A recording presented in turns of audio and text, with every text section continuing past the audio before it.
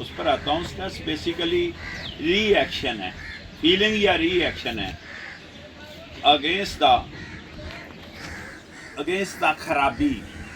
वो खराबी इंटरनल भी हो सकती है, वो खराबी एक्सटर्नल भी हो सकती है।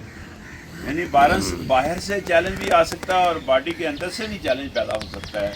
उसके अगेंस्ट बेसिकली इंसानी जो जहन है, जो इंसानी बॉडी है, वो जो रिएक्शन शो करती है उसको स्ट्रेस कहती है, जिसको उर्फ़े आम में तनाव, खिंचाव या प्रेशर इस तरह के नामों से भी पुकारा जाता है।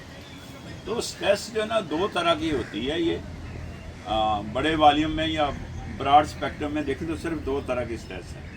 स्ट्रेस जो है ना इमोशनल हो सकती है और स्ट्रेस जो है ना फिजिकल हो सकती है। इमोशनल स्ट्रेस तो यही है कि किसी ने किसी को बात कह दी या किसी ने कोई ऐसी बात फील करी बाहर से या इंटरनली भी, बाज़ दफ़ा दिल में भी आ सकती है, ये इमोशनल है। और फिज़िकल ये होता है कि किसी ने कोई हिट कर दिया उसको, उसकी बॉडी को, या अंदर से कोई बॉडी में ख़राबी पैदा आ रही है, जैसे गुर्दे ख़राब हो गए हैं जी, तो इस तरह चीज़ों में भी स्ट्रेस पैदा होती है। अब स्ट्रेस के सोर्स क्या हैं? स्ट्रेस के मेन सोर्स तीन हैं।